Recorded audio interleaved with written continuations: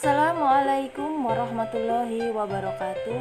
Robbi shrahli sadri wa yassirli amri wahlul 'uqdatam min lisani yafqahu qawli. Selamat pagi teman-teman. Alhamdulillah kita bertemu lagi di materi kedua.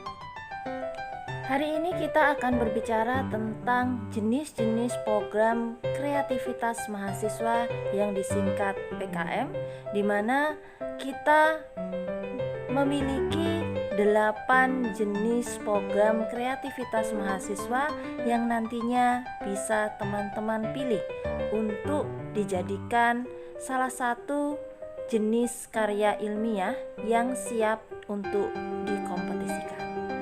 Baiklah teman-teman, berikut ini tujuan dari penulisan PKM ini tentunya adalah untuk memenuhi tugas mahasiswa ataupun akademisi dalam pemenuhan Tridharma perguruan tinggi, di mana di dalam Tridharma perguruan tinggi kita harus melakukan kegiatan yang pertama yaitu pendidikan dan pengajaran, kemudian yang kedua pelatihan dan pengembangan, dan yang ketiga adalah pengabdian kepada masyarakat. Oleh karena itu dibentuklah 3 jenis PKM, yaitu program kreativitas mahasiswa dalam bentuk PKM 5 bidang, kemudian ada PKM KT dan ada PKM GFK. Nah, tujuan utama dari hal tersebut tentunya untuk meningkatkan kompetensi mahasiswa. Yang pertama adalah kita singkat HOTS, Higher Order Thinking Skill, artinya meningkatkan kemampuan berpikir dari mahasiswa. Kemudian yang kedua, Creative Thinking, membuat mahasiswa lebih kreatif dalam berpikir. Kemudian yang ketiga adalah critical thinking, artinya membuat mahasiswa lebih bersifat kritis.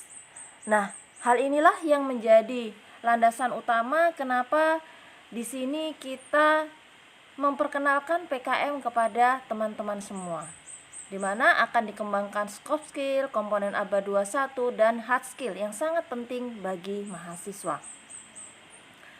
Nah teman-teman, kita akan menunjukkan kepada teman-teman buku panduan program kreativitas mahasiswa tahun 2021 yang nanti kita minta kepada teman-teman untuk mempelajari secara teliti dari buku tersebut, kemudian nanti memilih salah satu program kreativitas mahasiswa yang akan dijadikan tugas utama di dalam kegiatan praktikum teknik penulisan ilmiah.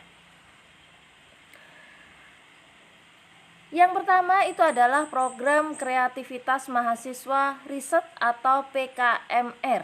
Nah, nanti teman-teman bisa mempelajari lebih lanjut tentang PKMR ini pada buku panduan yang sudah kita siapkan di halaman 56, di mana nanti di situ akan dijelaskan apa tujuan kegiatannya, apa manfaatnya, apa latar belakangnya. Kemudian teman-teman juga bisa membuka sistematika proposal, penulisannya bagaimana, kemudian laporan kemajuannya seperti apa, kemudian laporan akhirnya seperti apa.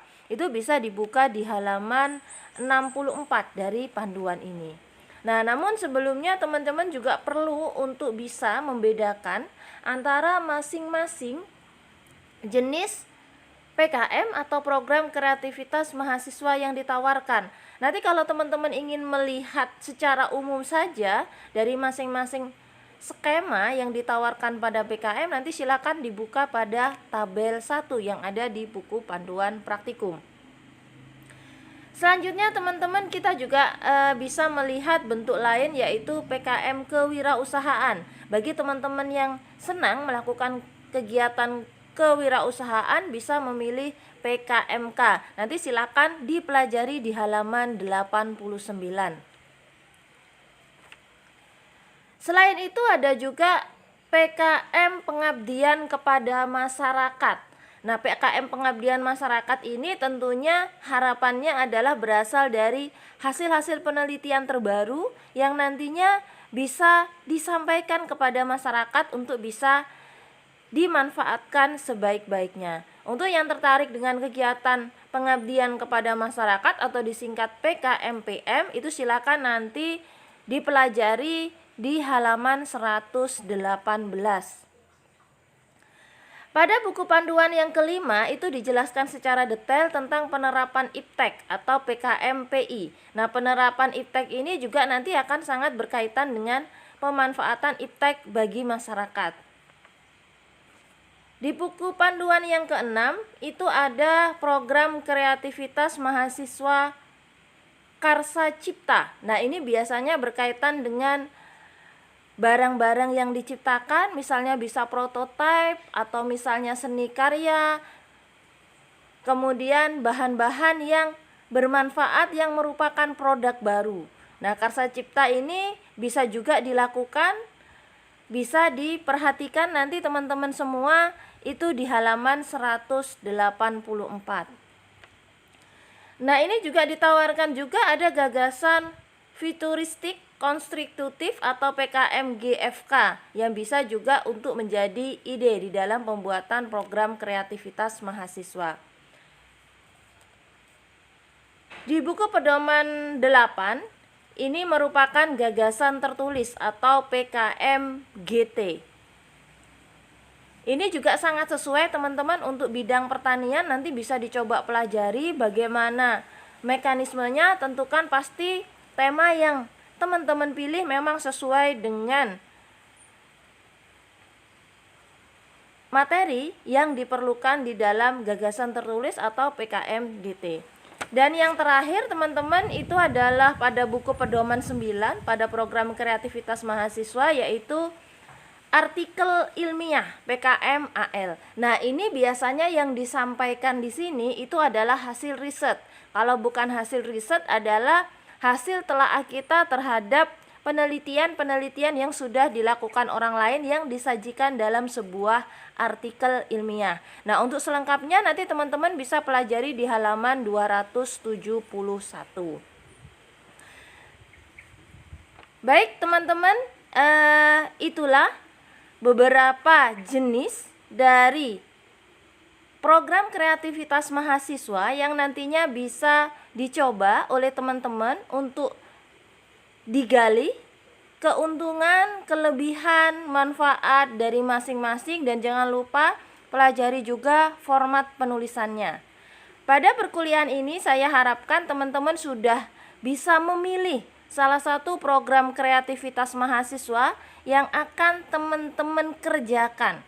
Nah, tugas ini nanti akan menjadi tugas individu, dan setelah kuliah ini berakhir saya minta kepada teman-teman nanti menuliskan di grup WA yang sudah kita buat pilihan program kreativitas mahasiswa yang teman-teman minati. Nah, tugas ini akan menjadi tugas individu. Silahkan disimak baik-baik, dipelajari baik-baik buku panduan yang kita kirimkan kepada teman-teman. Kemudian tentukan satu jenis PKM yang menjadi pilihan Anda. Terima kasih, saya ucapkan wassalamualaikum warahmatullahi wabarakatuh.